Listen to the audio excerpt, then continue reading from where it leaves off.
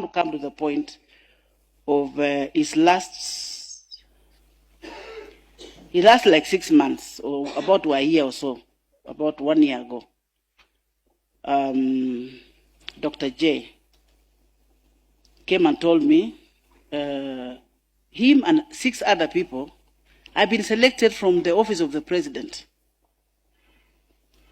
to come to Nairobi Hospital and bring reforms. Dr. Biakika, are you here?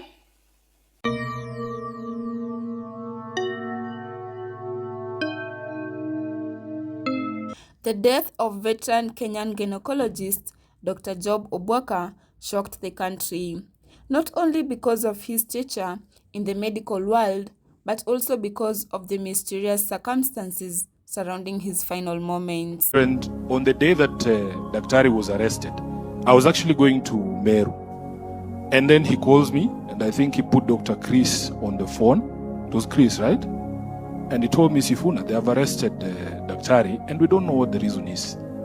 So I told him, okay, let me try and find out what's going on. I actually called the IG of police and asked him what's going on, because we were all aware of the dispute with Nairobi Hospital.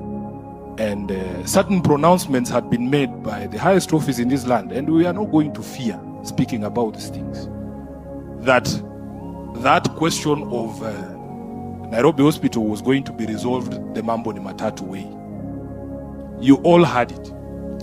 And the president actually owned up later that he's the one who gave the order. Today, we take a deep look at the life, legacy, controversy, and emotional farewell of a man many described as one of Kenya's most respected doctors. Dr. Job Masaku Lukuru Obwoka was not only ordinary medic. For decades, he stood at the forefront of women's healthcare in Kenya, building a name associated with professionalism, discipline, and experience. He served as a consultant obstetrician and gynecologist and was also the chairman of the board at the Nairobi Hospital, one of the country's leading private hospitals.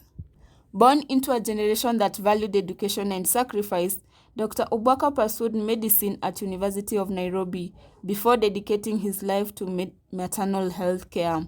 Over the years, thousands of Kenyan families encountered his work either directly or indirectly. He mentored younger doctors, guided medical institutions, and became a respected voice in Kenya's healthcare system. Many doctors who trained under him described him as calm, intelligent, and deeply committed to patient care.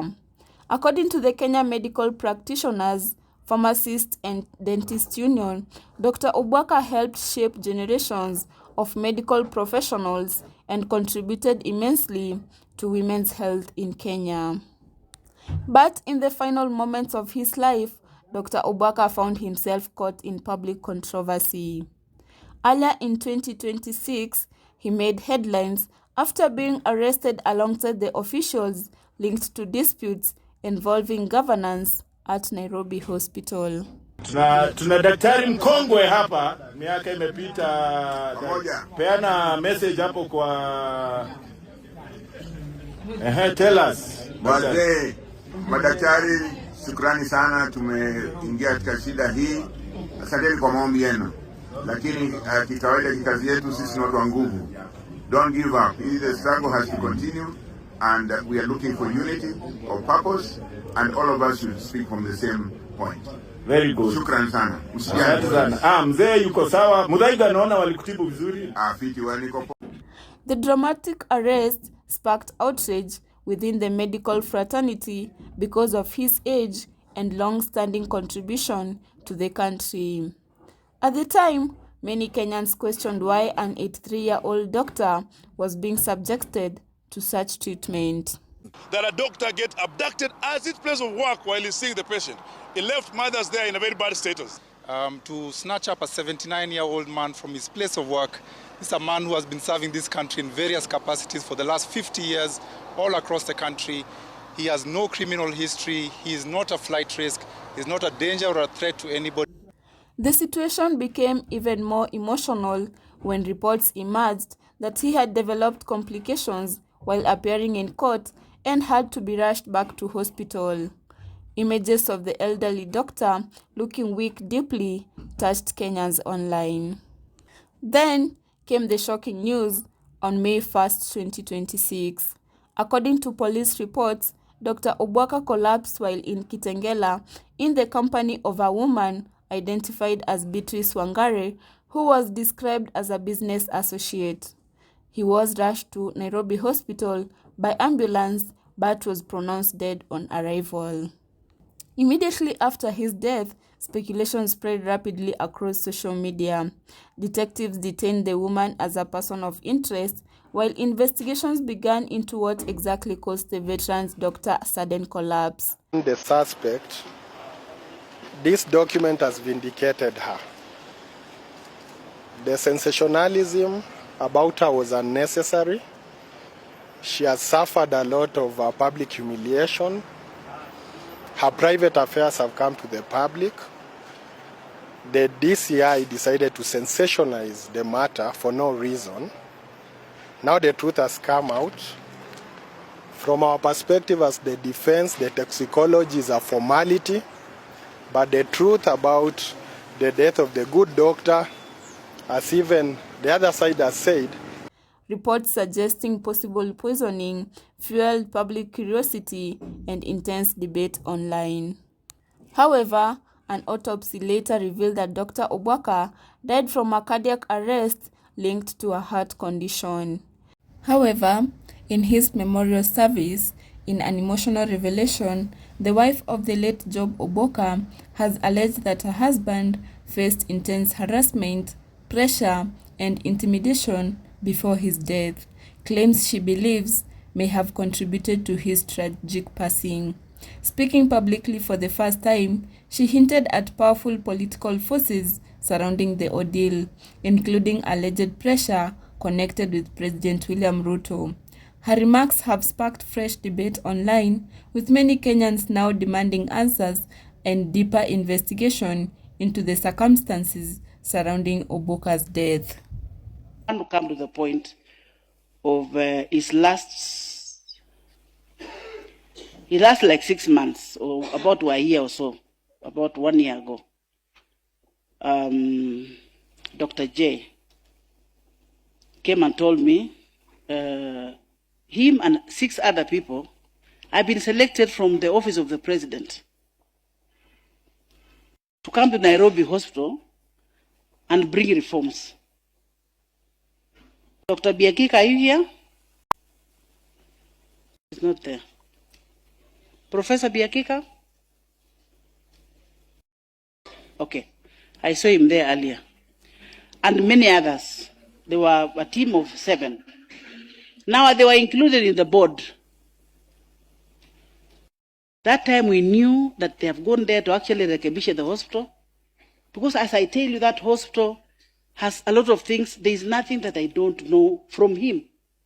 Every day he must tell me everything that has happened. I know everything, even papers, even documents, everything I have. He used to bring me a copy, keep this, keep this, keep this. So during that time when he was taken to do the reforms, I'm sure the hospital staff who are here and other people knew that now things are going to change. But along the way, things changed. They were called to the office of the president. I'm not embarrassed or I'm not ashamed to say this. One person there who is a Kalenjin called him Pamori. Who is a Kalenjin here? We are not ashamed. Pamori, Dr. Obwoka, go to the court, High Court, and withdraw the case that you took there. Now, those are the things that they were doing to reform the hospital. Now again, amechanganyikiwa anasema, I don't understand what is going on. So when he did not withdraw that case, he kept telling me, I think my life is in danger. Because this is a team that had sent him, because he never stood behind, he never hid from leadership. However, the family spokesperson confirmed that he suffered sudden loss of consciousness caused by heart failure. Even with the medical findings released, the conversation around his death remained emotional and controversial. Some Kenyans believe the stress from recent public scandals and legal battles may have negatively affected his health, while others argued that the public to respect the family and allow investigations to conclude peacefully. As the nation mourned, emotional scenes emerged from Lee Funeral Home, where Dr. Obwoka's widow, Evaros Chemtai, was seen arriving surrounded by relatives. The heartbreaking images moved many Kenyans online, especially considering the doctor had spent decades serving others only for his own final days to unfold so publicly. His son, Chris Obwoka, also shared a painful tribute on social media, describing his father as a king and expressing deep grief over the loss. Messages of comfort flooded social media from Kenyans, fellow doctors, and leaders who remembered Dr. Obwoka as a pioneer in medicine. Funeral arrangements later revealed that the memorial service will be held at Sitam Valley Road before his body was transported to Musanda village in Kakamega County for burial. The Nairobi hospital also released an emotional tribute praising Dr. Obwoka for his leadership, professionalism, and years of service to patients and the institution. Today, Kenya remembers Dr. Obwoka not just as a doctor, but as a symbol of dedication in medicine. His story reflects both achievement and vulnerability, a respected professional whose final chapter unfolded under intense public scrutiny. For many Kenyans, his death became more than just a news story. It sparked conversations about aging, stress, leadership battles, public humiliation, and how society treats elderly professionals who have spent their lives serving the nation. Whether remembered for his decades in healthcare, the controversies that surrounded his final days, or emotional reactions following his death, one thing remains clear. Dr. Job Obwoka left a mark on Kenya's medical history that will not easily be forgotten. May his soul rest in peace. Cash Media Kenya, thank you for watching and see you in the next one.